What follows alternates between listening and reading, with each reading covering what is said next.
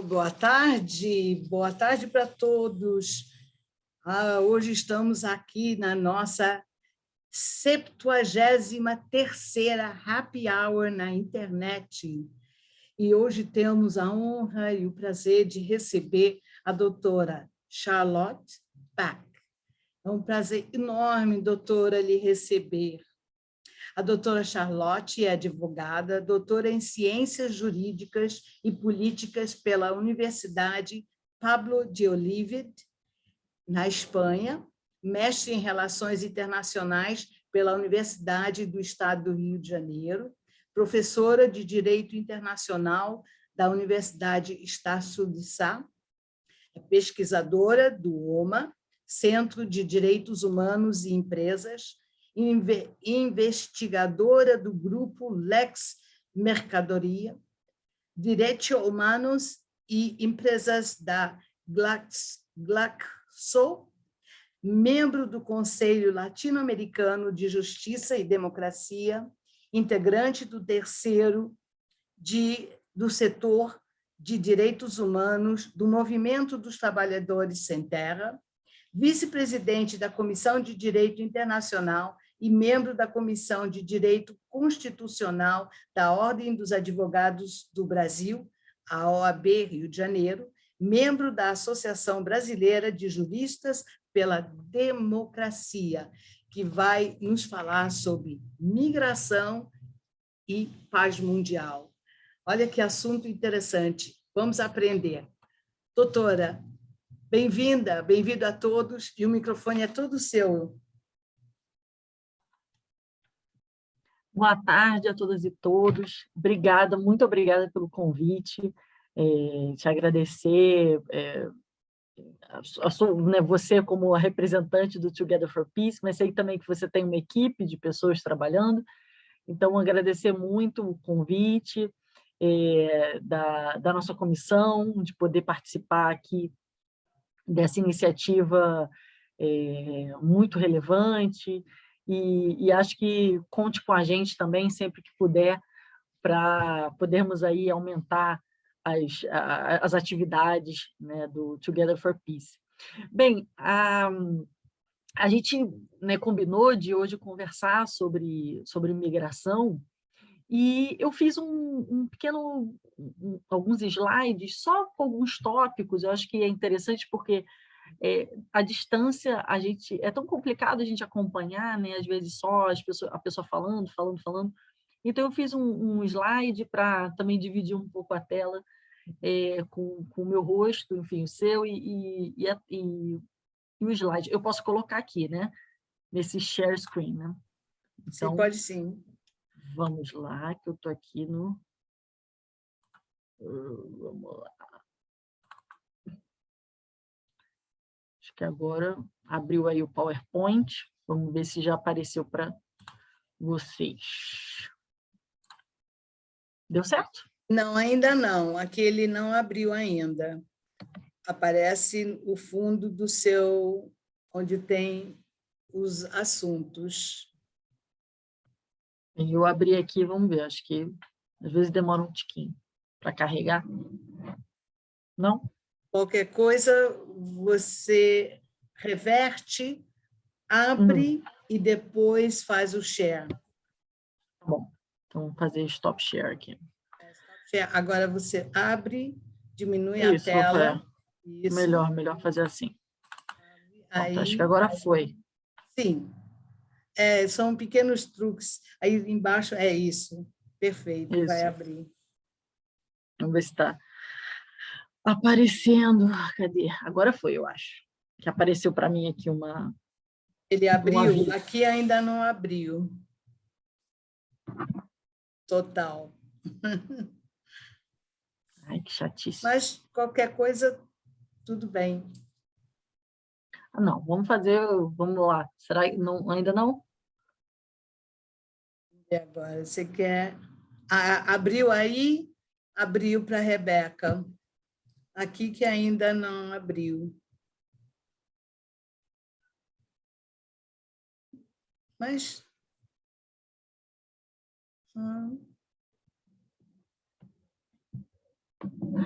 Engraçado. Pode ser que a minha internet está um pouco lenta, que aí não abriu total. Um pouco É. oscilando. Bem, Bom, vamos falando aos vamos lá. pouquinhos, aí se não abrir realmente para você, aí você me fala que a gente volta do começo, né? E Quer tenta tentar reabrir mais de uma outra forma. vez?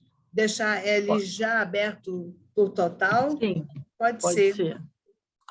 Vamos lá. Stop share, já fui, agora vamos Aí lá. você entra, De abre e abre novo. ela já na apresentação. Não, ainda assim, não abriu. Ai, essas coisas Não, de don't worry, tecnologia. don't worry. That's Bem, okay. Rebeca, vê se abriu aí para você, que ela está nos acompanhando também, né? Sim, abriu para ela, engraçado. Mas Então sem vai ver que problema. alguma coisa da internet aí Sim. no teu.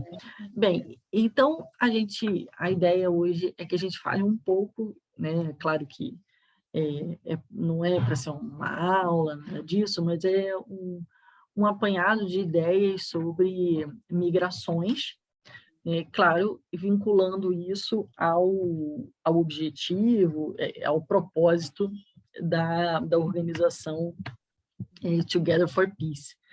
Então, acho que, em primeiro lugar, quando a gente fala sobre migrações, a gente tem que saber quem são essas pessoas que a gente chama de migrantes, né? Porque nós, quando falamos sobre migração, nós estamos falando de pessoas e de vidas que estão ali, que foram atravessadas por um processo de mudança, seja uma mudança de país, ou às vezes uma mudança de cidade, né? Mas precisamos saber quem são esses migrantes. Eu sou Então, uma delas. sim, você é uma delas, exatamente.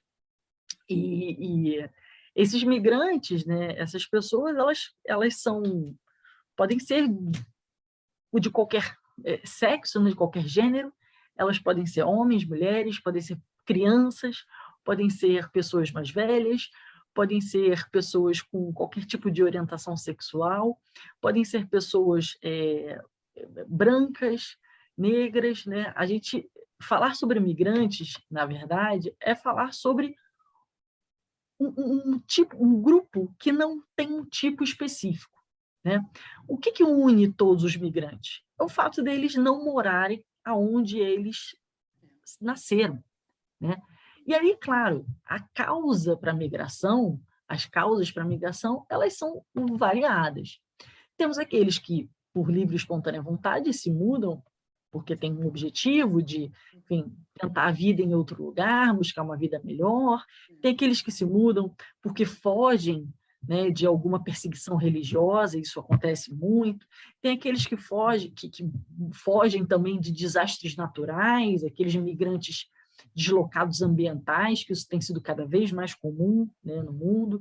Tem aqueles também migrantes que fogem de situações de extrema exploração, né, como em casos que nós temos visto aí na América Latina, de grandes mineradoras que fazem aqueles grandes projetos e, na verdade, expulsam aquelas populações porque as populações não conseguem mais se manter ali, perdem a sua capacidade de tirar o seu sustento da terra, né, e acabam se mudando para as cidades, enfim. Então, vemos aí que os migrantes, eles podem ser dos mais variados tipos e se mudam, né, pelos mais variados motivos. Agora, todos eles, de fato, buscam, né, uma vida melhor. Isso eu acho que também os une, né? Todos que saem da sua origem, do seu lugar de origem, ou do seu lugar, o lugar que você se estabeleceu por muito tempo, buscam uma vida melhor, né? E isso é um desafio para a academia, falando aqui, né, sobre os estudos sobre migrações, estudos migratórios. Esse é um desafio para a academia, para compreender, né? Porque se temos um grupo tão heterogêneo, vida melhor, o que é uma vida melhor? O que é uma vida digna de ser vivida? Isso é muito difícil, né? O que para mim, de repente, é uma coisa, né? Para um migrante é outra coisa. Então, a migração ela coloca nos estudos um desafio sobre o que é uma vida digna, né? O que é uma vida digna e até onde chega também o direito, né? O direito das pessoas de terem essa vida digna, né? Isso ultrapassa as fronteiras, ou isso é uma coisa que a gente tem que demandar diretamente do Estado em que somos nacionais, mas não somos seres humanos em todos os lugares? Então, por que, né, ao recebermos os migrantes, eles também não são considerados humanos como nós, né? Como nós que somos naturais da terra, por assim dizer. Então, a migração ela nos traz um desafio, né, especialmente após os tratados da Segunda Guerra Mundial, né? Alguns tratados, a gente sabe que depois da Segunda Guerra Mundial, primeiro com a tragédia humanitária que foi a Segunda Guerra Mundial, né, e especialmente a tragédia humanitária migratória, que foi a Segunda Guerra Mundial, porque tivemos grupos étnicos específicos bastante perseguidos, tivemos perseguição política, tivemos, enfim, todo tipo de perseguição capacitista, todos os tipos de perseguição, né? E isso criou um contingente, né, migratório, especialmente, né, para o retorno que depois virou o Estado de Israel, mas para outros estados também. Os Estados Unidos receberam muitos migrantes. Muita gente. A América do Sul recebeu Brasil muitos. também, Argentina. Exato. Então, gerou, né, as migrações não começaram ali, na Segunda Guerra Mundial, né? Mas ali, né, sim, claro, faz parte do mundo, né? Migrar faz parte do mundo, né? Mas, naquele momento, né, houve um movimento muito concentrado e ali também estava sendo desenvolvido o que hoje a gente chama de direito internacional dos direitos humanos. E essa categoria de migrantes foi incluída no que a gente vai chamar de direito internacional dos direitos humanos, né? Chamamos isso até hoje de direito internacional dos migrantes. E tivemos alguns tratados, mas especialmente o Estatuto dos Refugiados, né, da década de 50, que definiu o que é um migrante. A diferença de um migrante para, por exemplo, um migrante que tem uma condição de refugiado, são pessoas que fogem de situações bastante específicas. Aquele migrante voluntário que, de fato, quer tentar a vida em outro lugar. Então, os tratados da Segunda Guerra, eles deram uma certa definição e, especialmente, consolidaram alguns direitos que já estavam presentes na Declaração Universal dos Direitos Humanos, mas nós não tínhamos nenhum tratado. A declaração, a gente sabe que é um documento mais simbólico, por isso se chama declaração e não um tratado, né? Então, uma declaração é quase que um farol para novos documentos sobre direitos humanos. E esses tratados, eles estabeleceram alguns direitos que nos parecem muito óbvios, mas que ainda hoje, né, no século XXI, nós não conseguimos ver a aplicação prática desses direitos pelos mais diversos motivos que a gente vai falar um pouquinho hoje aqui também. Então, nós temos o direito a migrar, né? Então, o direito de sair de um lugar e ir para o outro, o direito também a não migrar. Isso é interessante, a gente pensar sobre o direito de não migrar. Eu quero continuar aqui, esse é o meu lugar, é a minha terra, né? Então, o direito da pessoa não ser obrigada a se mudar, a se deslocar. O direito a permanecer também, no sentido de que, muitas vezes, o migrante ele não vai diretamente para o seu lugar final. Ele sai do seu destino e, às vezes, tem uma transição bastante grande de locais que ele vai tentando a vida e, às vezes, não dá certo, ou conhece uma oportunidade em outro lugar e até se estabelecer de forma definitiva, às vezes demora, né? Isso acontece, muitas vezes, com refugiados, né, com grupos de refugiados que passam de diversos estágios, né? Em campos de migração, né, em outros campos de interiorização e depois, enfim. Então, o direito também de permanecer de forma temporária em algum lugar, até que possa se estabelecer de forma definitiva, ou seja, tenha trabalho definitivo, possa ter uma casa, possa ter bens, né, possa estabelecer vínculos com aquela sociedade. Além disso, nós temos também, né, o que a gente chama de direito de atravessar fronteiras, que hoje é talvez quase surpreendente a gente saber que existe esse direito de atravessar fronteiras, com os muros que vêm sendo construídos, com as cercas, né, com todas essas fotos que nós vemos de crianças de um lado da cerca e os pais de outro, enfim. O direito a atravessar fronteiras é um direito previsto pela Declaração Universal dos Direitos Humanos, né, e também o direito a regressar, ou seja, a regressar para onde esse migrante veio. Né? A gente sabe que a nossa identidade, a nossa subjetividade, ela é formada por muitos caracteres, né? E um deles é o local onde a gente nasceu, onde a gente cresceu, ou a cultura daquele lugar, a língua, né? Nós estávamos falando aqui antes de conversar sobre quantas línguas, né, que as famílias podem trazer, muitas vezes, para a realidade de uma criança, e, de repente, a criança 5, 6 línguas falando, né? Então, todos esses direitos, eles foram previstos aí nesses tratados. Mas sempre acho que temos que ter em mente, né, essa ideia de vida digna de ser vivida, né?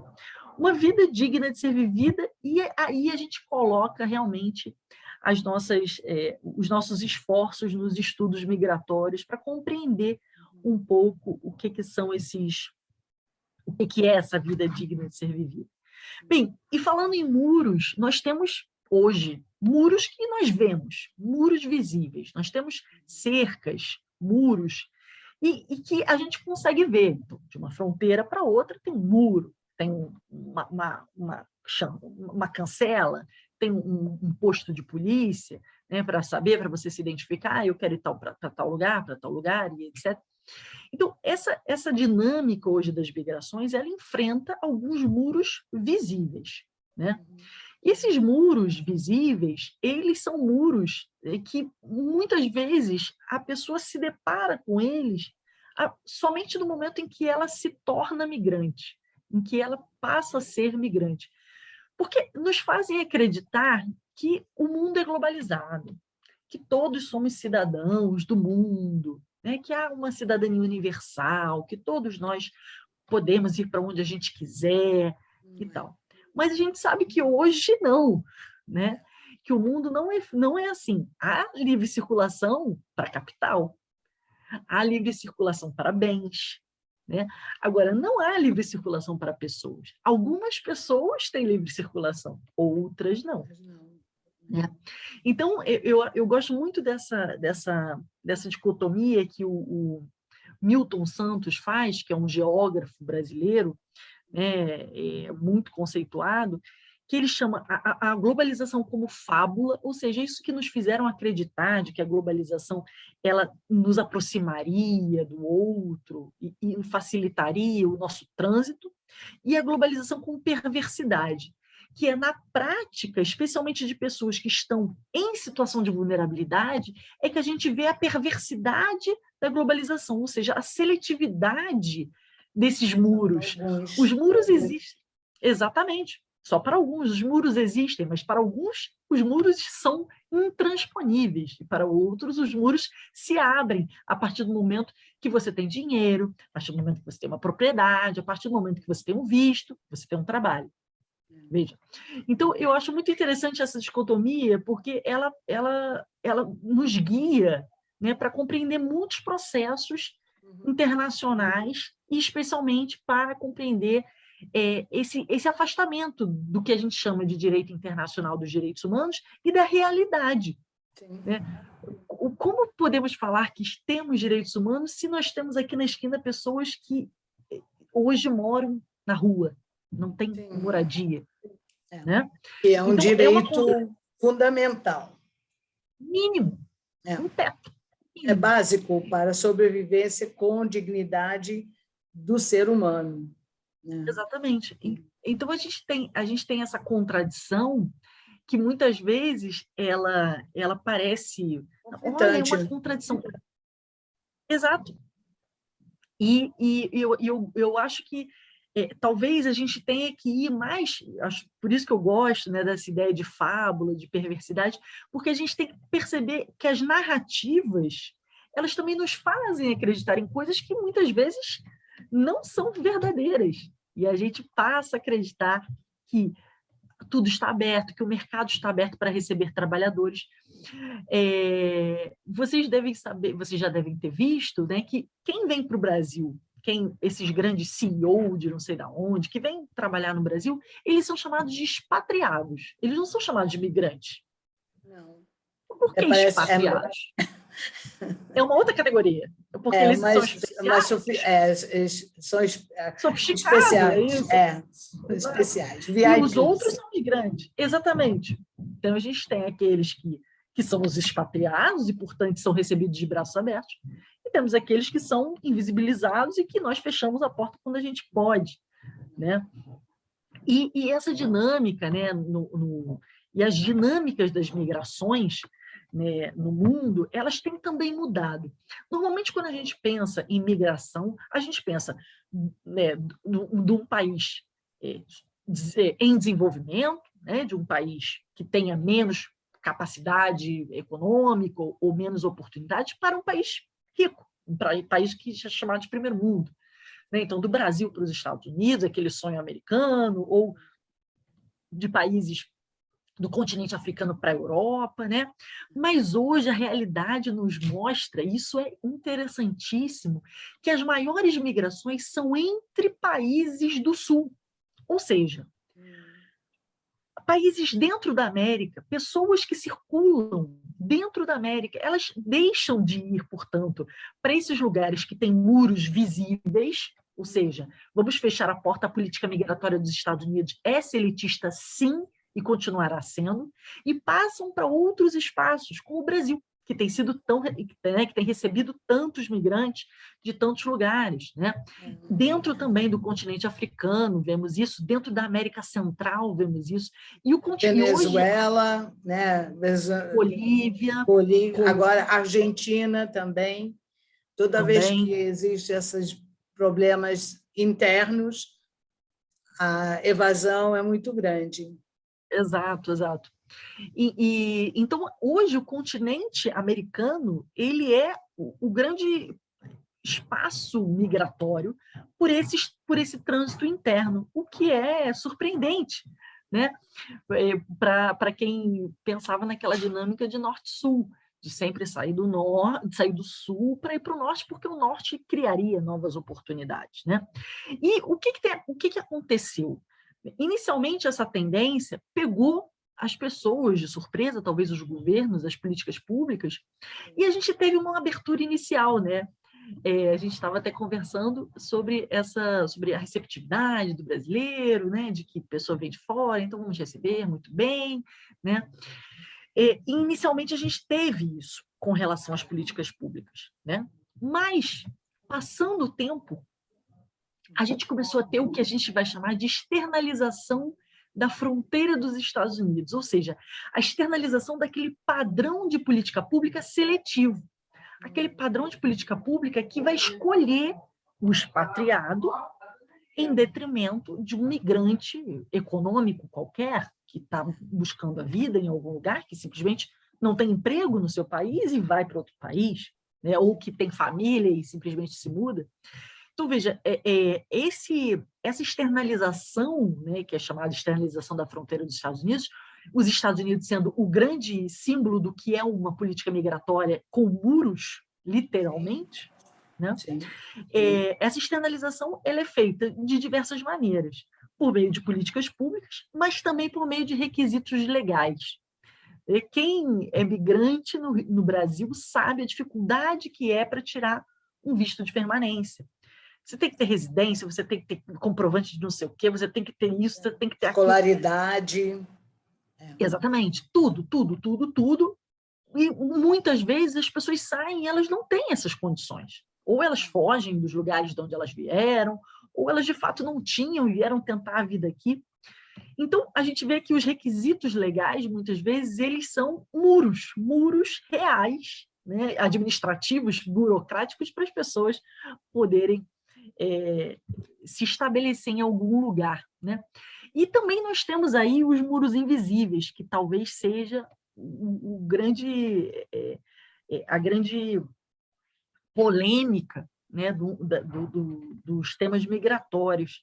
Que muros invisíveis são esses? São aqueles muros que nós não conseguimos apontar, né? Mas nós sabemos pelas narrativas, pelo que a sociedade está falando, pelo que a opinião pública está falando, né? Então, o que seriam os muros invisíveis? Essa ideia de xenofobia, de racismo, né?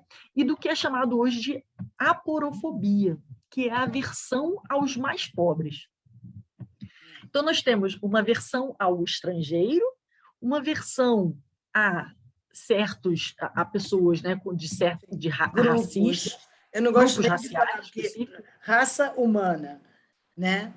Mas Alguns grupos racializados específicos, né, e no Brasil nós sabemos, e a aporofobia, que é também uma aversão a classes, né, classes de pessoas, e isso fica muito...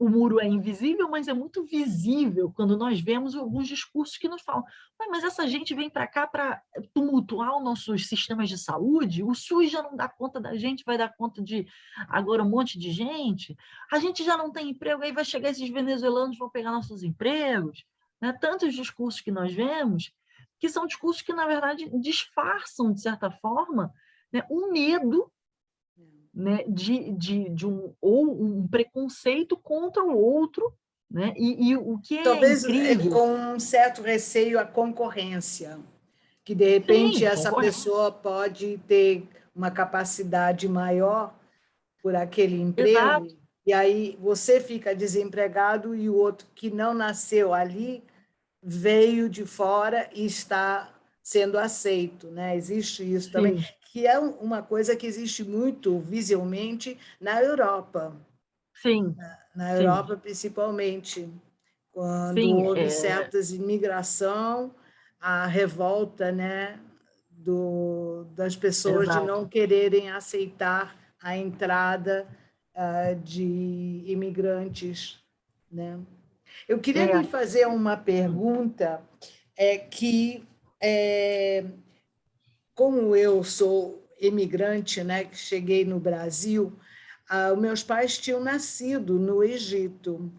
Então, nós éramos supostamente egípcios de fé judaica, que poderia ser cristã, não importa, mas éramos egípcios. Não éramos reconhecidos pelo governo do Nasser por não sermos muçulmanos. Então, nós viemos embora. Meu pai pagou pelas nossas passagens de navio, como família, né, com meus irmãos. Agora, por exemplo, muitas famílias que também saíram do Egito, que eram ingleses ou franceses, os governos restituíram o dinheiro até de bens que deixaram para trás. E nós, por sermos de fé judaica, nascidos lá, não tivemos nenhum direito. E aí eu queria saber, no direito internacional, de certo modo, nós merecíamos receber algum benefício, né, por termos que abandonar tudo, casa, bens, né, por causa de uma guerra que não sim, era minha, nem dos meus pais. exato. Hoje se fala, né, também de racismo religioso, né, que Também, também é uma perseguição, forma, não, de exclusão, e, portanto, também. relega aquelas pessoas praticantes de outras religiões, né, que não seja a hegemônica, né, a católica, ou dependendo de onde você... Mas falando no Brasil, né, Sim. especialmente, que não seja aquela hegemônica, a uma cidadania de segunda classe, né, como se fosse uma cidadania que não teria todos os direitos. Você tem direito, mas nem tanto, né? Você tem direito até a segunda página, né? Como a gente fala assim, popularmente, né? Mas então não teria direito a isso. Então, não, se são judeus, então não tem direito à restituição, né? Porque não são, né? Foi um racismo com certeza religioso, uma discriminação religiosa que vocês sofreram e estavam fugindo de uma perseguição também, né? Sim, porque muitos sofreram torturas. Existia também, né, a mentira, né, acusando pessoas que eram profissionais, advogados, médicos muito preparados, e aí alguém dizia que eles eram espiões e eram levados, torturados, muitos perderam a vida, que não se fala muito a respeito disso. Inclusive, agora nós acabamos de celebrar 70 anos da saída de milhares de judeus egípcios que emigraram para várias partes do Brasil, aqui do Brasil e dos Estados Unidos, Europa, e Israel também. Mas engraçado que aqui no Brasil, o Brasil é feito de pessoas que emigraram por várias razões, Sim. né? Quer dizer, o próprio brasileiro, a não ser que é índio, um dia foi imigrante. Pois é. E isso a gente, né, eu até fiz aqui para a gente falar um pouquinho do Brasil, né? Acho que é muito legal a gente ter essa dimensão de que o Brasil ele é um país de imigrantes, porque quem Exatamente. estava aqui eram as populações originárias, né? Sim, os Somente indígenas, todas tantas civilizações indígenas que a gente conhece, interior. né? E que foram massacradas, Sim. mas os colonizadores vieram, né? E também o trabalho escravizado, forçado, também veio, Vem né? de Até a fora. gente, eu estava até um dia desses dando uma aula, né? E aí uma pessoa que estava participando, a gente estava fazendo uma discussão, ela falou: Charlotte, você acha que aqueles que vieram escravizados, né, que vieram contra a sua vontade, eles são migrantes? Sim, eles Sim, são migrantes, sim. né? São migrantes forçados, sim, forçados. E muitas vezes os migrantes eles são forçados, são deslocados mesmo do seu lugar porque tem um desastre, por exemplo, um desastre natural ou mesmo um desastre como aqueles de Mariana, essas coisas. Quantas pessoas tiveram que largar suas casas? Também se migraram, tiveram Se que ir embora. locomover para outra localidade.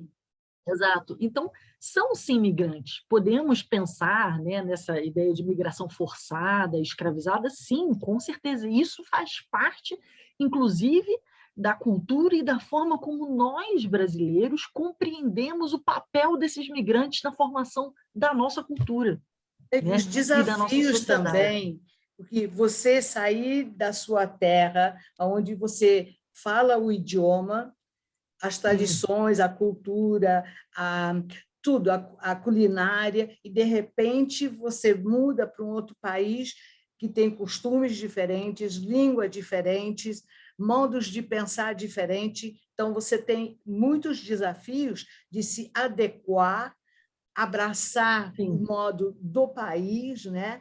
Por exemplo, comigo, com meus pais, uma coisa que meu pai falava: fora de casa você é brasileira. Dentro de casa a gente pode manter os nossos costumes para não perder os idiomas, as nossas tradições, né, de família, de até de religião, sim, entende? Mas você está como a gente fala em inglês, when in Rome, do as the Romans. Quando em Roma, faça como os romanos. sim, como os É romanos. verdade, doutora?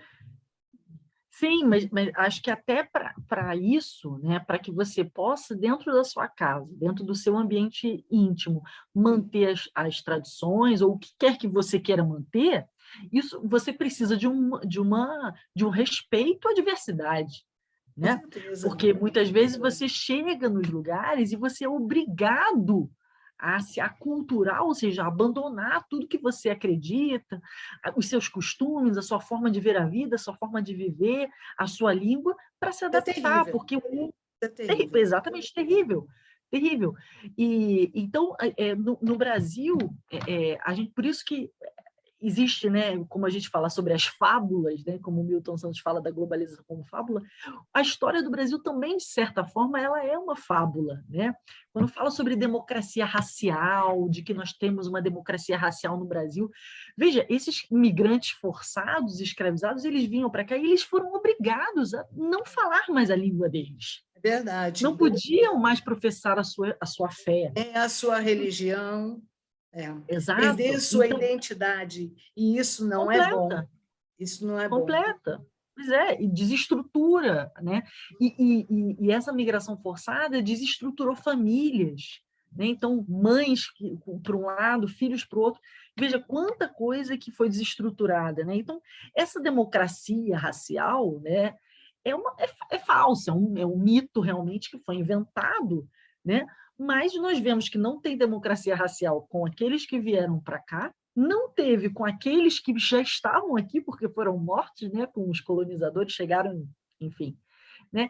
E hoje a gente continua, de certa forma, repetindo com alguns dos nossos migrantes, né,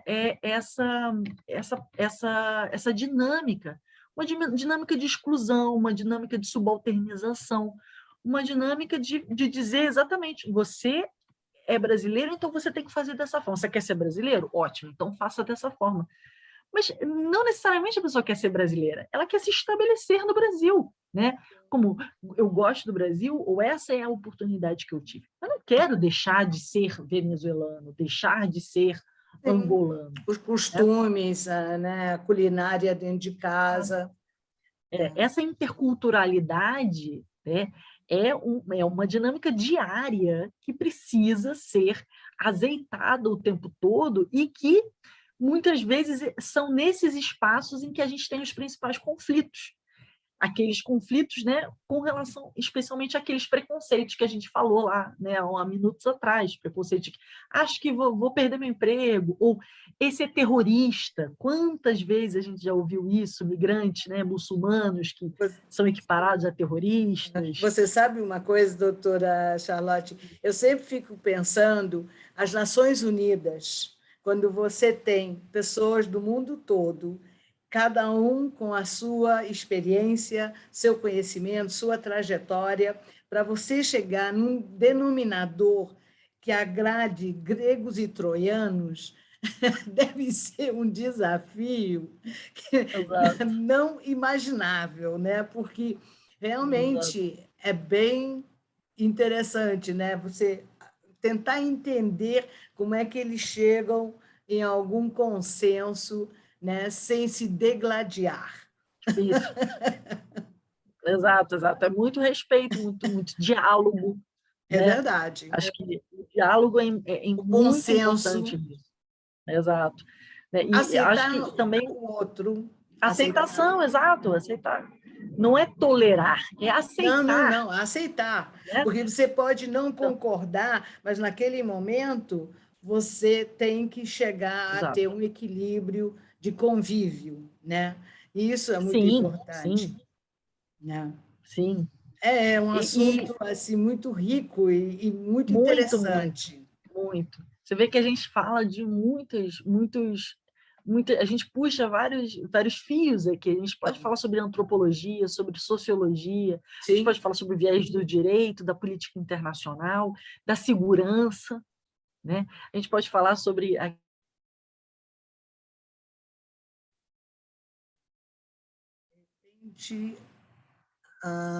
acho que congelou a imagem. Doutora Charlotte, você ainda está ali? Doutora Charlotte? Voltou? Deu uma pequena pausa. Você vai passar mais alguma... aqui o PowerPoint? Vou.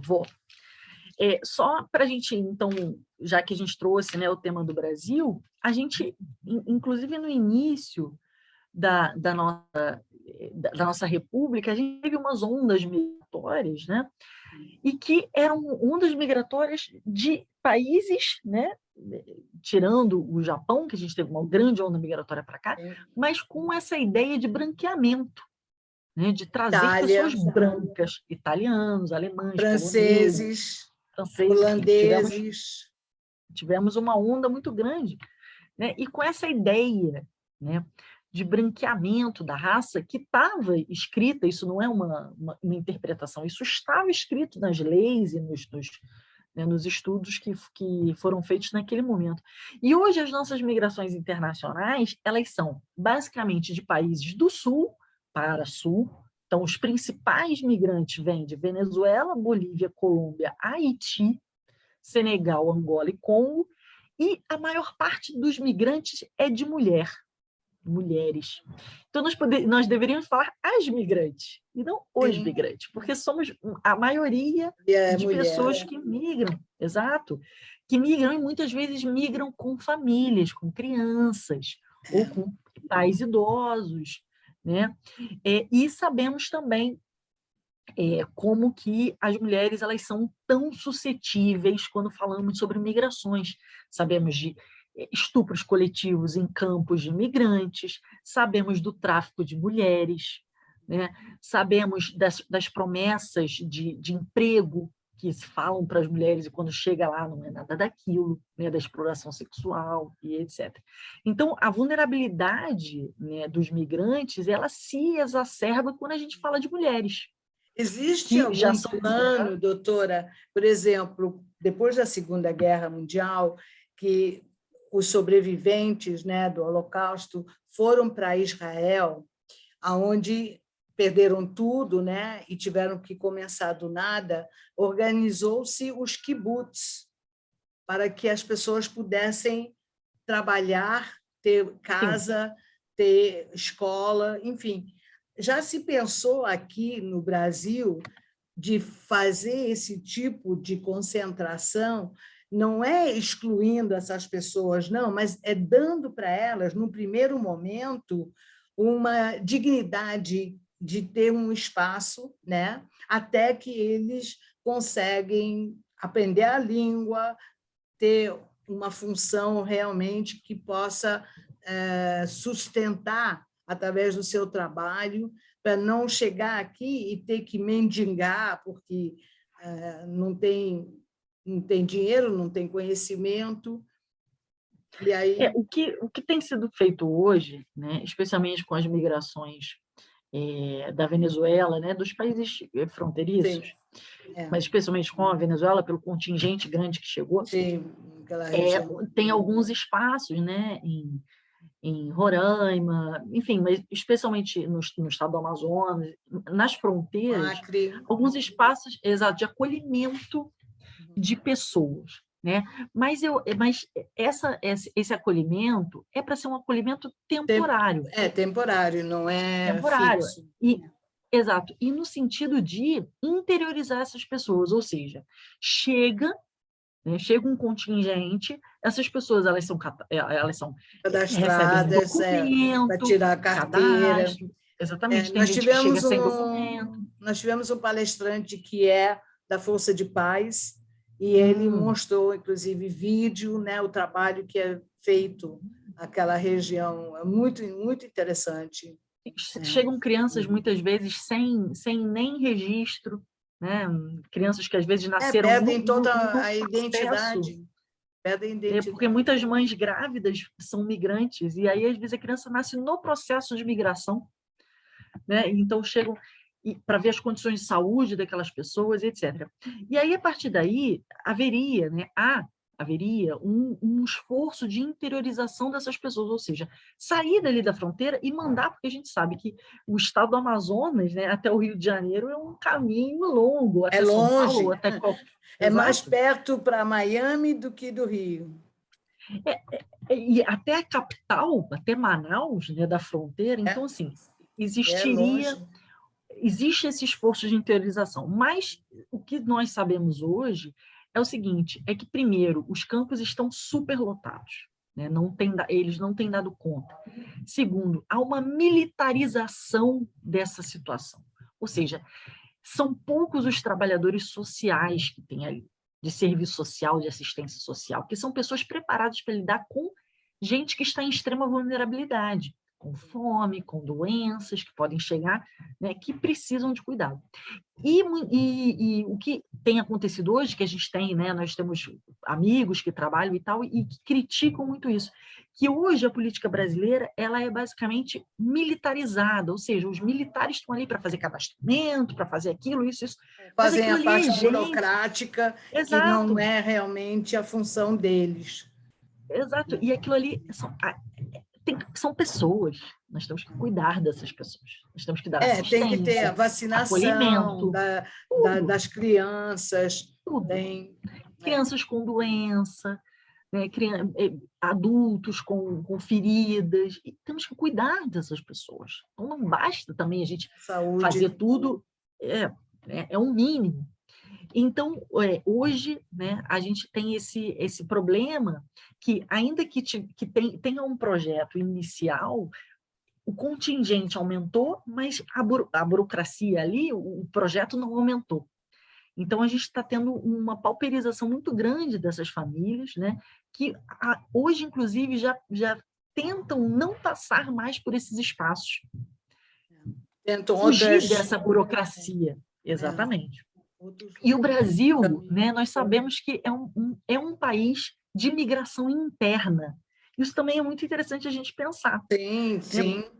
Porque Nordeste para o sul, do sul para o Nordeste para o norte. Sudeste, das capitais para as cidades médias, hoje temos também muitas pessoas saindo das capitais para as cidades médias, temos pessoas que têm aquela de retorno, né? As pessoas Sim, que muita fizeram gente a saiu vida. das cidades grandes, estão indo mais para o interior, lugares menores. É verdade. Exatamente, exatamente. Então, eu acho que esse é um lema, estamos por todos os lados, de uma marcha que tem todos os anos em São Paulo, de imigrantes, porque eles estão em todos os lados, a verdade é essa. Né? Porque não podemos caracterizá-los, eles são pessoas desse tipo, daquele... Não, eles estão por todos os lados. E eles buscam o quê? Eles buscam ser sujeitos de direito, serem, portanto, reconhecidos como cidadãos e seres humanos em todos os territórios que eles passam. Então, não basta que eles cheguem num lugar e, então agora você vai ser sujeito de direito, vou te dar todos os direitos aqui no Brasil. Mas eles passaram por uma caminhada de quilômetros e quilômetros. Em outros lugares, nós sabemos que tem pessoas que atravessam países inteiros a pé, né, e que sofrem violência, sofrem com tráfico de drogas, enfim. Então, é importante que a gente reconheça que os migrantes, eles estão por toda parte, né, eles estão em diversos territórios e em diversos momentos do seu processo migratório, então eles estão na sua origem, eles estão voltando, eles estão no processo realmente encaminhando, né? E acho que a migração ela é um espaço de encontros e desencontros, né? Eu acho que existem estudos que dizem que os migrantes eles contribuem mais do que eles demandam das sociedades onde eles chegam. Isso é interessantíssimo, inclusive com relação a tributos. Financeiramente, Com relação a trabalho, tributos e etc. Né? Porque a gente acha que migrantes, né? A gente tem uma falsa impressão de que os migrantes eles querem se esconder, de que eles não querem pagar imposto de Não, renda. imagina, não. Na verdade não, eles querem se regularizar. Né? Sim, Essa eles ideia querem ter as oportunidades, como qualquer ser humano, de ter um emprego, de ter uma casa digna, escola para os filhos. exato, Uma das acesso coisas à que saúde, não sei tudo isso. se a doutora já ouviu falar, por exemplo, aqui no Rio, em Botafogo, na igreja anglicana, o reverendo, o antigo reverendo, ele abriu espaço nos domingos para imigrantes que têm sua culinária, né, de país, de origem, então eles montam as suas barracas com comidas típicas, artesanato, para dar. Então, você faz uma volta quase ao mundo, né? De uma Sim, barraca a com as outra, culinárias e exatamente, experimentando a várias cuisine, né? De cada local, os costumes, né? E são pessoas que chegaram nos últimos, vamos dizer, 20 anos aqui no Brasil para se restabelecer, né, com Sim, família e tudo, e ter dignidade, dignidade humana, né? Isso é exato, fundamental, né? E a gente exato. acaba também aprendendo os costumes deles, né? Eu acho que isso é muito rico, né, para o país. Muito, muito rico. Então, é, é, acho que a visibilidade do migrante, ele vem se contrapor a essa ideia de que o migrante ele quer ser clandestino, né? Essa ideia de clandestinidade voluntária, de que ele quer se esconder. Na verdade, não. A gente tem pesquisas de que as pessoas elas querem se regularizar, elas querem ter carteira de identidade, elas querem seus filhos na escola, elas querem trabalho com carteira assinada, elas não querem, elas não estão Estabilidade. fugindo de nada. Exato. Né? A gente criminaliza o migrante muitas É. vezes, né? Como se ele estivesse fugindo da polícia, e por isso que ele veio para o Brasil. Não! Ele só está tentando uma vida melhor, assim como nós fazemos todos os dias quando vamos trabalhar, quando, enfim, investimos na educação dos filhos. A gente está tentando o quê? Uma vida melhor. Né? É para isso que a gente E o normalmente investe. potencial do Brasil é absolutamente Sim, gigantesco. É um é, país de dimensão continental que tem muitas ou ainda oportunidades, né, de sim, trabalho, de turismo, né, que precisa ser explorado mais, abrir mais as suas fronteiras nesse sentido, né? sim, É exato. verdade. Eu queria saber E acho que se para a Rebeca ou não sei quem seria a outra pessoa que está comigo, aqui conosco, tem uma pergunta. Sim, você pode ou falar no microfone, ou se você quiser escrever a pergunta, por favor, para a doutora, se você puder, Então, eu tive pode abrir a sua um câmera, por assunto. favor. Ai, não, nossa, eu tô horrível, não queria, não queria abrir minha câmera agora, não. Tá Mas, bom. assim, eu tive um assunto essa semana na aula que, bom, eu acho que super cairia bem aqui, que é sobre a influência dos imigrantes ucranianos no Brasil, que eu não sei se seria um bom assunto, mas eu acho Claro. que eu queria saber sobre isso, né? Sim, por favor, doutora. a gente tem, inclusive, acho que um tema bem legal de discussão. Primeiro, a influência ucraniana, já houve contingente, né, de ucranianos vindo para o Brasil, inclusive em Curitiba tem, tem uma igreja, tem um parque, né, em homenagem a esse movimento, a esse momento histórico e tal. Mas essa migração da guerra, né, agora da Ucrânia, é uma migração paradigmática nos estudos migratórios. Por quê? Porque vocês vão lembrar, há anos atrás, lá em 2017, 2018, 2016, quando a gente via aqueles barcos chegando no Mediterrâneo cheio de gente, né, vindo dos mais diversos lugares, e que não era autorizado que fosse aportado, né? Desembarcasse. Exatamente. Então, muitas pessoas pulavam dos navios, nadavam. A gente tem até uma foto cruel daquele menino que né, numa praia, né? Como que a gente viu como foi o tratamento, inclusive, dos sírios na guerra da Síria, né? A União Europeia pagando para a Turquia, né? Como para manter aquelas pessoas ali, não deixe que elas passem e tal. Hoje, veja, a Ucrânia tem expelido, né, um contingente gigantesco de pessoas refugiadas de guerra que fugiram, e essas Polônia. pessoas estão indo para a Polônia, para a Alemanha, para a França, enfim, para todos os países, e estão sendo bem recebidas. Isso é muito doido, né? Isso é muito importante a gente perceber, né, a fronteira invisível que há. Por que os ucranianos eles são agora bem recebidos? E há anos atrás, há 2, 3 anos, a gente teve uma política migratória bastante seletiva e, inclusive, cruel do ponto de vista humano, né, para essas pessoas.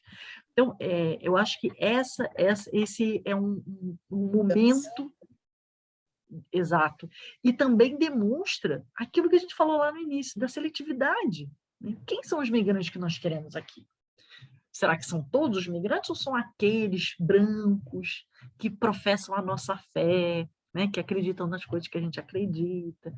Então, e aqui no Brasil, a gente tem recebido também alguns contingentes de imigrantes, né, ucranianos, famílias e tal, mas muitas pessoas que já têm famílias aqui, né, desse outro contingente que veio, e as pessoas têm vindo para cá, né? Tem algumas prefeituras, especialmente do estado do Paraná, que viram viram a chegada de muitas pessoas e fizeram alguns programas de acolhimento, né? Mas é um tema, acho que, Rebeca, é um tema super legal para você pesquisar também, fazer um trabalho, fazer uma reportagem. Nós tivemos, doutora, há 2 semanas atrás, diretamente da Romênia, um palestrante, George, fez até a palestra em inglês. Ele trabalhava em Kiev. Assim que começou a guerra, ele foi de volta para a Romênia, e aí ele relata na fala dele, está no nosso 70ª Happy Hour, que ele fala sobre a guerra na Ucrânia. Legal, legal. E não sei, eu acho que para terminar, você que é migrante, né? Eu acho que o que fica para nós, né? O que fica para a sociedade que recebe, né? Que muitas vezes desprotege, que muitas vezes deixa, né, pauperiza essas pessoas, vulnerabiliza essas pessoas, não protege, né, não dá os direitos, é uma solidariedade que há nessa comunidade migrante, né? Há uma solidariedade de pessoas que passaram por esse processo migratório, algumas mais traumático, outros menos traumáticos, algumas com menos dinheiro, outras com mais dinheiro, mas eu acho que nos movimentos sociais de imigrantes a gente vê essa solidariedade migrante, né? E viver e se manter vivo com dignidade, expressar a sua cultura é uma forma de luta cotidiana, de mostrar, nós, ainda que vocês não queiram, nós estamos aqui, né? E estamos contribuindo, e contribuímos mais do que perdemos, do que vocês perdem, né? Contribuímos com as nossas expressões culturais, com as nossas práticas. A diversidade, a gente só tem a ganhar com a diversidade, a gente não perde com a diversidade. Então, acho que a solidariedade migrante é uma coisa que nos encanta muito nesses espaços de luta, nesses movimentos de luta migrante, né? Como as pessoas se ajudam, como as pessoas vivem de fato numa comunidade, né? Porque hoje a gente tem essa ideia de comunidade de uma forma tão esgarçada, cada um, né, vive num apartamento e você nem conhece o seu vizinho e tal. Eles dão uma relação muito próxima com outros migrantes, né? Como criando uma comunidade de ajuda.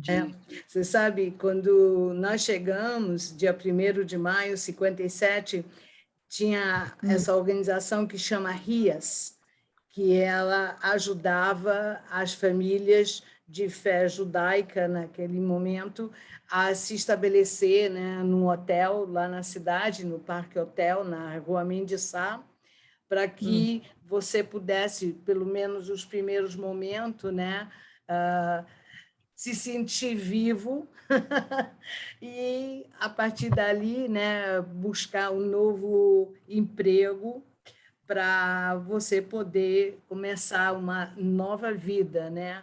E a gente conseguiu, né? Hoje eu estou aqui, né?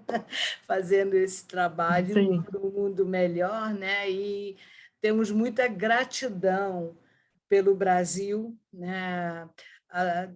De certo modo, através desse meu trabalho, é minha maneira bem simples de agradecimento, né, aos brasileiros, em nome de tantos e tantos emigrantes que vieram naquela época para o Brasil. Tem acho que é Carol, deixa eu ver o nome dela, sim, Carol Luiz. Você tem uma pergunta para a doutora, por favor, você pode abrir o seu microfone e sua câmera, se possível? Tá. Olá, doutora. Olá a todos. Boa tarde. Primeiro, eu gostaria de agradecer esse show de aula que me animou muito, embora para a senhora seja algo corriqueiro. E eu gostaria de perguntá-la algo em que eu fiquei muito pensativa, que é acerca dessa externalização da fronteira dos Estados Unidos. Uma influência, pelo que eu entendi, se estiver errada, me corrija, é justamente o fato da burocracia envolvida para a legalização dessas pessoas, né, no nosso território. Então, eu queria perguntar, no Brasil, toda essa burocracia, ela é proposital? Pode-se dizer isso? Bem, obrigada pela pergunta, obrigada por estar aqui também com a gente. Olha, a gente tem, acho que a externalização, essa ideia de externalização da fronteira, é uma ideia que vem muito das teorias de relações internacionais, né, das teorias de geopolítica, com uma multiplicação de políticas migratórias que tenham como base a ideia de segurança, né?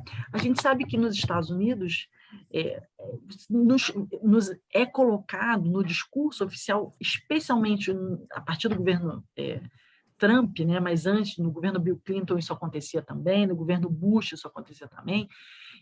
Então, a ideia de que os imigrantes, eles são um perigo para a nossa segurança, né? Depois do 11 de setembro, isso foi exacerbado de forma incrível.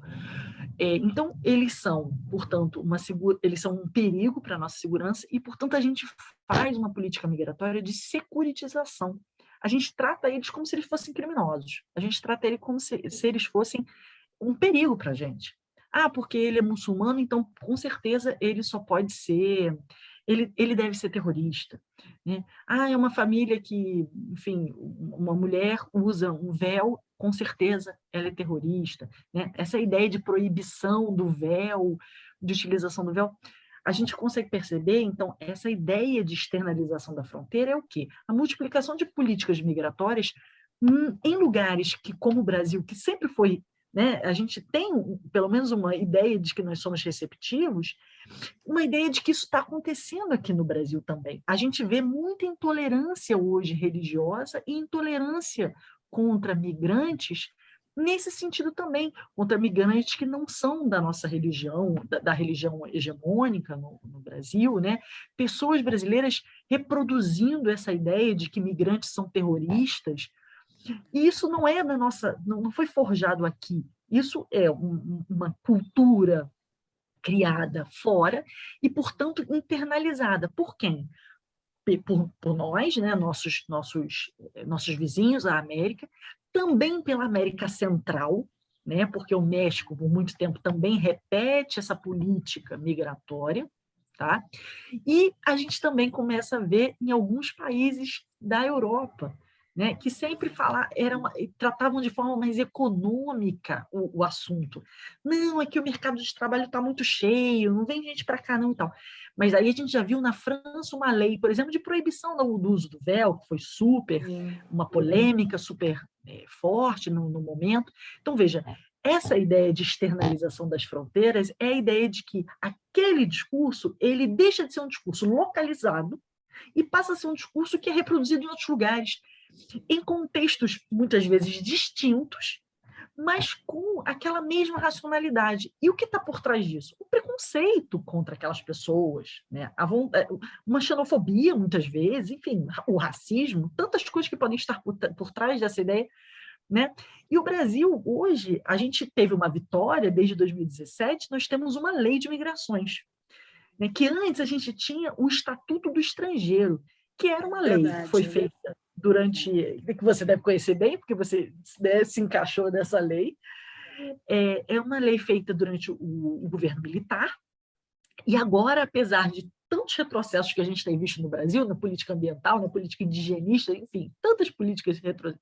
A gente, em 2017, conseguiu a aprovação dessa lei de migrações, que é uma lei muito mais acolhedora e interessante para o migrante, né, de reconhecimento do migrante. No entanto, as nossas instituições ainda continuam com aquele caráter de afastamento, de dificuldade, né? Quem mora no Rio de Janeiro e já foi na Polícia Federal, no Santos Dumont, sabe como as pessoas sofrem, choram ali, as pessoas, quem atende não fala língua nenhuma e não faz questão nenhuma de entender a vida da pessoa e tal. Isso é triste. Pois é, muito triste. E então, não custa, eles poderiam contratar algumas pessoas que falam certos idiomas para ajudar, né, para dar pelo menos a comunicação, né, não existiria essa dificuldade. Exato. E porque assim, eles não são mais um número, né? Não, assim, são talvez seres humanos. Para o policial é mais um, mas para aquele ali é determinante na vida dele se ele vai conseguir um visto ou não. Isso vai determinar o futuro do filho dele, etc. Então, a gente vê que esses requisitos legais, né, e essa burocracia é uma burocracia que não foi ajustada a uma nova visão de migrantes que essa lei de imigração tenta passar. Isso seria feito através do Congresso? O que a gente tem tentado hoje, até com a nossa Comissão de Direito Internacional, é falar diretamente com a Polícia Federal, né, demonstrar, falar, gente, olha só, enfim, a gente contribuir com o poder público, né? Porque às vezes o gestor facilitar a vida de todo mundo. Exato. E disponibilizar a OAB também para cooperar nesse sentido, né? Não sei de que forma a gente vai pensar junto, mas até na próxima semana a gente vai ter essa conversa que é, na verdade, expor o problema. Né? Porque já é traumático, né, para a pessoa que já largou tudo para tentar novos desafios e aí esbarra nessa falta de... tem uma palavra, assim, você ser recebida... Exatamente, você ser recebida com braços abertos, né? O Cristo não está ali, braços abertos, mas aí facilitar a comunicação e não criar mais um trauma a partir do momento que a pessoa já está aqui querendo se estabelecer, fazer tudo dentro da lei, né? Ter mais simpatia, Exato. Recipient. Quando a gente, em outros países, né, a gente vê que muitas vezes quem faz esses processos migratórios de visto, de estudante e tal, são pessoas que são funcionários públicos. Sim. Aqui no Brasil é a polícia. Polícia Federal. A polícia. Então, dizer, isso já pessoas que são treinadas para... já inibe a pessoa, porque ela diz assim, eu não sou criminosa. Por que eu tenho que lidar com a polícia? Exatamente. É verdade. Tinha que ter assistência, eu chamaria assistente social, né? E pessoas que falam idiomas. Né? Pessoas capacitadas. Exatamente, capacitadas em direitos humanos. Claro, né? Com certeza. E saber conversar com essas pessoas.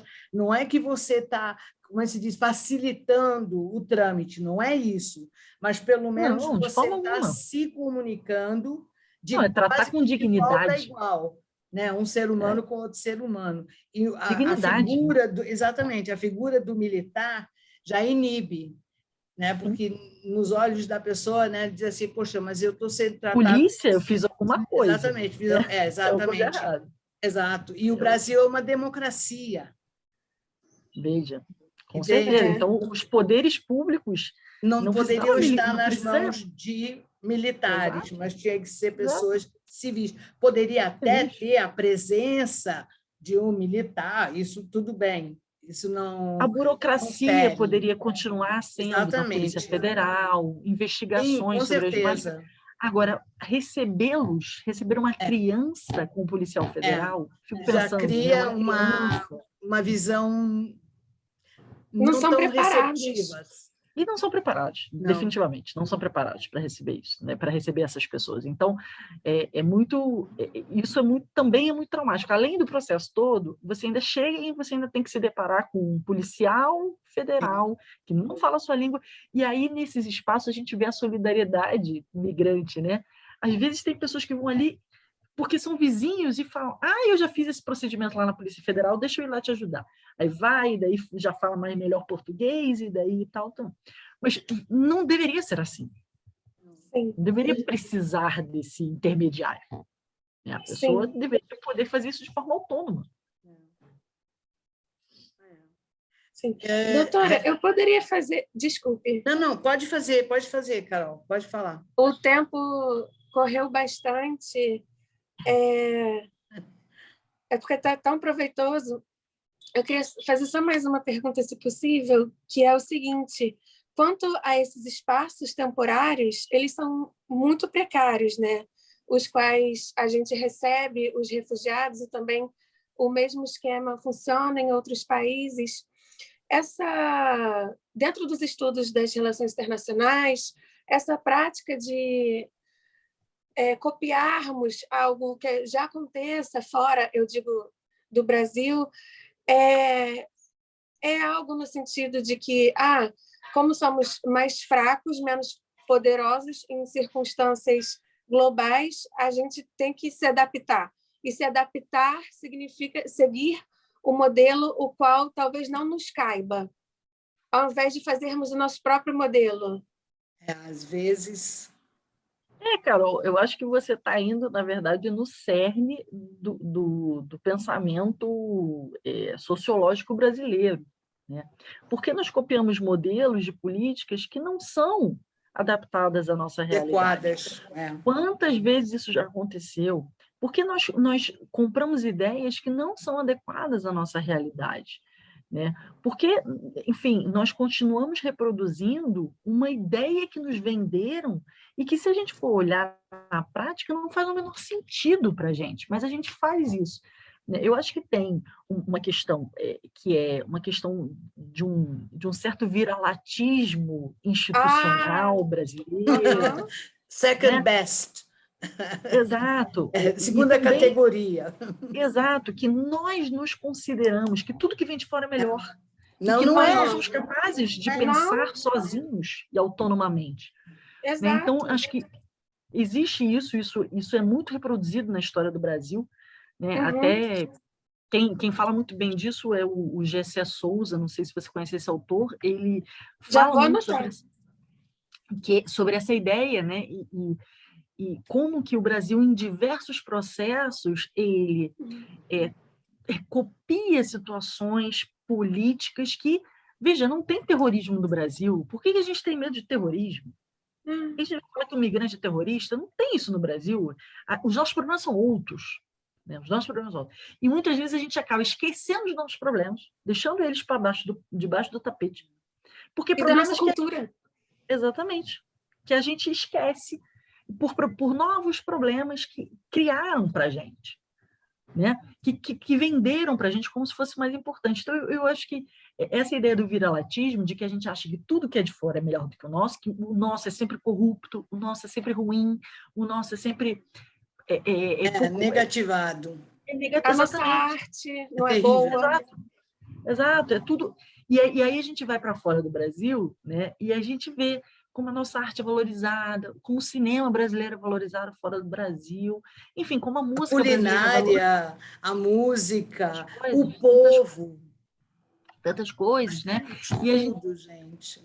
E eu acho que é exatamente em razão dessa diversidade, eu acho que a diversidade também nos dá essa potência, né? Mas, claro, nós temos governos, e eu acho que também existe uma coisa social de viralatismo mesmo, né? De copiar, porque a gente não é capaz de fazer o nosso modelo.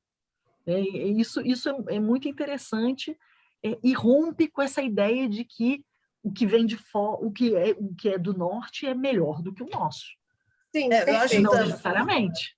Eu acho também, doutora, que a partir do momento que o brasileiro se der conta do poder que ele tem para fazer mudanças de políticas para favorecer o país, o Brasil vira o paraíso, porque nós estamos nesse caminho. É só essa conscientização que você escolhendo os governantes, pessoas que vão gerenciar o seu país com dignidade, com honradez, né? O Brasil é um país continental. Dar dignidade para as pessoas. Exatamente. Dividir, as pessoas terem o que comer. Como é que um país que A é o maior produtor de alimentos, pois é, a educação, como é que a gente tem fome do Brasil? É um absurdo, e a gente produz alimentos.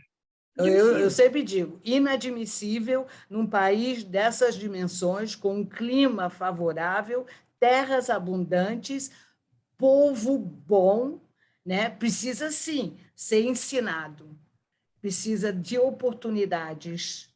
Acho que a gente precisa direcionar, né? Políticas o que não públicas. Pode é a gente ser o maior exportador de soja para a China e a gente ter gente passando fome na nossa esquina. Isso Com não certeza. Isso é inadmissível. A gente tem que pensar aqui dentro. Nós não podemos, né, pensar em... E não é só, não é socialismo, isso, né? porque isso também não resolve. Isso não resolve. Não tem nada a ver com isso. Exatamente. Você é uma questão... oportunidade e educação, dignidade humana. É uma questão de justiça social. Acho que Total. não tem nada a ver com socialismo, nada disso. É uma questão de justiça social, inclusive, que nos beneficiaria muito. Certeza. Né? Imagina, mais pessoas educadas, bem alimentadas, famílias estruturadas, e a potência que é esse Brasil, gente. Né? A potência que seria isso. Doutora, nós chegamos, passamos da hora, mas sem problema. Gostaria de agradecer e passar para as suas últimas considerações, por favor. Bem, não tenho muito, já falei a beça, né? Aí foi bom o papo aqui. A gente tem que fazer isso ao vivo um dia. Vamos sim. E, enfim, agradecer muito o convite, colocar a Comissão de Direito Internacional, né, o presidente Carlos Nicodemos pediu para expressar aqui a nossa inteira disposição para ajudá-los, enfim, para a gente cooperar em projetos futuros. E também a minha disposição pessoal para cooperar, para ajudar, e contem comigo. E foi muito bom. Obrigado, gostei. Foi muito happy hour mesmo. Ai, que bom, que bom. Na próxima, vamos brindar também. Boa. Eu já quero aproveitar para convidar todos vocês para a nossa próxima happy hour, no dia 30 de junho, quando vamos ter o professor Bayard de Coto Boato, que vai nos presentear com o tema Os Desafios do Turismo na Pandemia. Interessante, não? Então, a gente se vê lá. Tchau, todo mundo. Muito obrigada. Tchau, gente. Muito Tchau, obrigada. meninas. Foi muito rico. Muito obrigada, gente.